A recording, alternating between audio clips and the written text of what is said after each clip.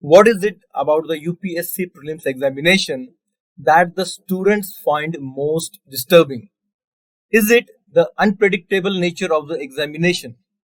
Or is it the uncertainty that revolves around the questions being asked year after year?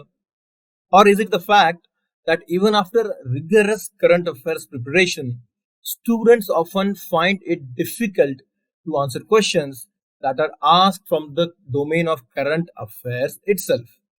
Or is it the fact that the difficulty level of UPSC questions or the prelims paper is rising year after year and students find it difficult to answer many questions even after rigorous preparation of both static and current affairs?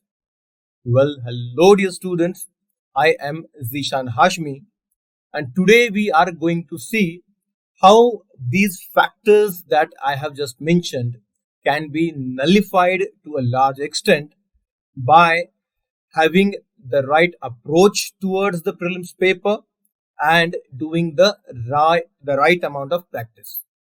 And to make it more comprehensible to you, I will use the example of my students who were part of the Revealed 1.0 program that was ended recently.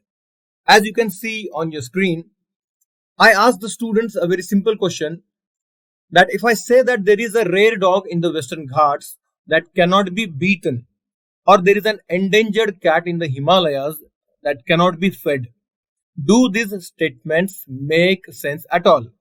So obviously the students started saying that, sir, this statement doesn't make any sense at all. Then all of a sudden I put forth this 2016 UPSC question before them, which was, what is or are unique about Kharai camel, a breed found in India? Now the main point of focus here is the third statement, which says that it lives in the wild and cannot be domesticated. All right. As you can see, the student started answering the correct answer, that too with lightning speed. Then I asked the students that, assuming you did not know the answer already, I hope you realize that choosing the correct option under time pressure is not at all easy. But by keeping the right thought process, the answer has been simplified to a great extent, isn't it? And as you can see, the students started answering in the affirmative, that yes, sir, the question has been simplified to a large extent. And even without knowing the answer for sure, this question could have been easily answered. Then you can see I gave them some gyan pertinent to that question, and then we moved ahead. Then as you can see, I asked them another question. I said that, चलो guys, अब थोड़ी संस्कारी बातें करते हैं. Do you remember the free session that we had on Habitat, where I had taken you to the world of Ramayana and Mahabharata? Basically, it was a session held on Habitat where I proved to the students that how they could solve some UPSC questions even while having no idea, but based on the episodes that they had watched on the TV series in their childhood. So moving ahead, coming back to this question, the student said, yes sir, we remember the discussion we had that day revolving around the question around Ramayana and Mahabharata. Then I said, the point here is that you might belong to any religion or even be an atheist, but due to the socio-cultural environment in which we live, you must have certainly heard the names of major Hindu deities. Am I correct on this count? And as you can see, the students said, yes sir, you are correct on this count. And even though we might be an atheist or belong to any religion, we have certainly heard the names of major Hindu deities, or at least we have read them in our major history books, major culture books. So then I asked them, and can you tell me the different names of Lord Shiva? And as you can see, the students started answering the different names that can be Natraja, Rudra, Mahesha, Ishvara, Shankara, Bholenath, and so on. And then all of a sudden, I put forth the 2017 UPSC question before them, which was, which of the following is or are famous for sun temples? And as you can see, with lightning speed, the students started answering the correct answer. Then I asked them, now honestly tell me, would this question appear this easy if you saw this for the first time in the exam? Again, the students started answering that, no, sir, not at all. This question wouldn't have been so easy in the real examination. Then I asked them, so what happened now? How has it become so easy all of a sudden? Then again, the students started answering, as you can see on the screen.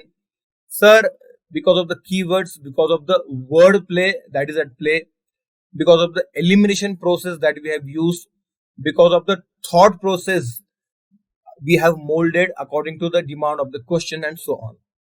Then again, you can see how I gave them a piece of gyan, that guys try to dissect the keywords to derive value. Omkar plus Ishwar in this case. Though risky, this exercise often takes you to the correct answer. Then we moved ahead, and as you can see, I asked them that let us do some inverse wordplay now. For example, we associated the Global Hunger Index with IFPRI, that is International Food Policy Research Institute. Isn't it interesting that the organization has food in its name, but is associated with a hunger index? Interesting inverse relationship evident here. So this question was asked by UPSC. Coming back to this question, the student says, yes sir, there is an interesting inverse relationship at play here. Then again I asked, so I believe that everyone here agrees that many times activities or initiatives of some organization can be easily linked to their parent body despite having a counterintuitive name. Again, the students started answering in the affirmative, yes sir, that can be a possibility. Then I put forth this question, that Global Terrorism Index is released by which of the following? And a very close 4 options were given. But as you can see, with lightning speed, the students started answering the correct answer. Then I asked them, I said that I hope you see how despite not knowing for sure, how we are able to pinpoint the right answer, and that too with renewed confidence. The question, dear students, as we have seen already, it's about Global Terrorism Index, and the students could easily relate it with Institute for Economics and Peace because of the wordplay that we were discussing about. Although other options were Amnesty International, Reporters Without Borders, Oxfam International, were again very close, and this was not an easy choice. But the students marked it right.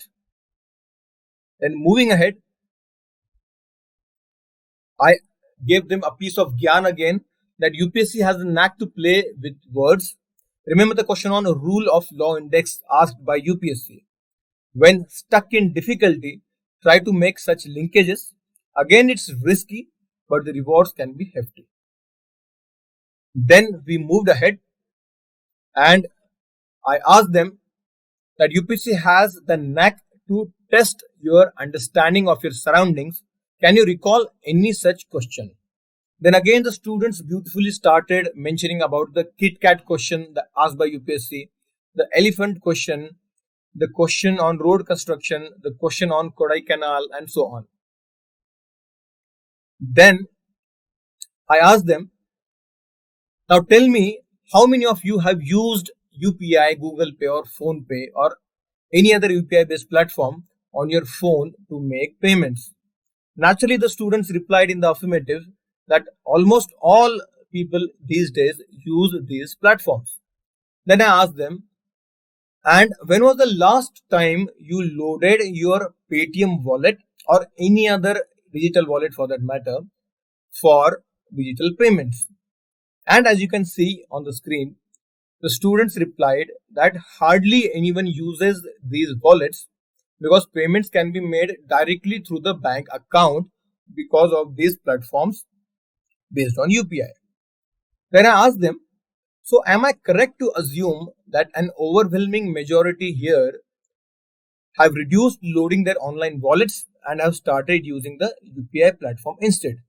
Again, all the students answered in the affirmative. That's yes, sir, it's correct.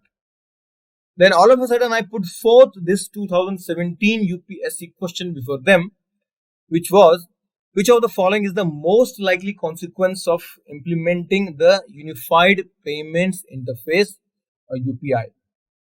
Now, again, the options were very close, this being a UPSC question, and it was not very easy to pinpoint at the right answer.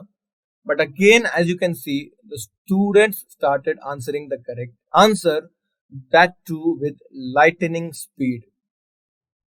Then I asked them, that guys, frankly tell me that the students found this question to be really difficult in the real examination. What could be the possible reasons?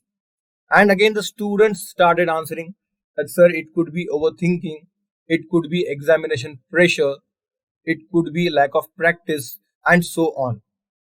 So, the piece of gyan that I gave them here was that when stuck over a question, think of yourself and extrapolate the idea to a broader context. Though at times you may get it wrong, but it's worth a try given the cost to benefit ratio. And that's what we did in this particular question. Now, dear students, this was just a glimpse of the first session that I had held as part of the Revealed 1.0 program. Now, encouraged by the practical benefits these students of mine have derived in a span of just 10 days, we have come up with similar programs, two programs named Revealed 2.0 and Revealed for Working Janta, which are beginning from 14th of April, and the links for both of them are given in the comment section below. And very similar to the students of mine, as you can see here, the way in which they derived benefit, even you can stand benefited by becoming part of these discussions that are spearheaded by me in real time. And to be very specific, you guys will connect with me 2 times in a day. There will be 2 sessions, a morning session and evening session. And the difference between Revealed 2.0 and Revealed for Working Janta being the difference in the time slots allotted. For Working Janta, the time slots are more of the early morning and late evening slots, so they can balance both their jobs and studies. And Reveal 2.0, that's for all other non-working Janta, will have relevant and conducive time slots accordingly. So that's the major difference in both these programs. So I hope the message had been conveyed clearly, dear students. Please remember that the link will be disabled soon on 14th of April, because that's when the program starts, or even earlier if the seats get filled. So do explore the link provided in the comment section below. That's all for today. Do take very good care of yourselves. Jai Hind. Subscribe to our YouTube channel and press the bell icon on the YouTube app and never miss another update from Civil's Daily.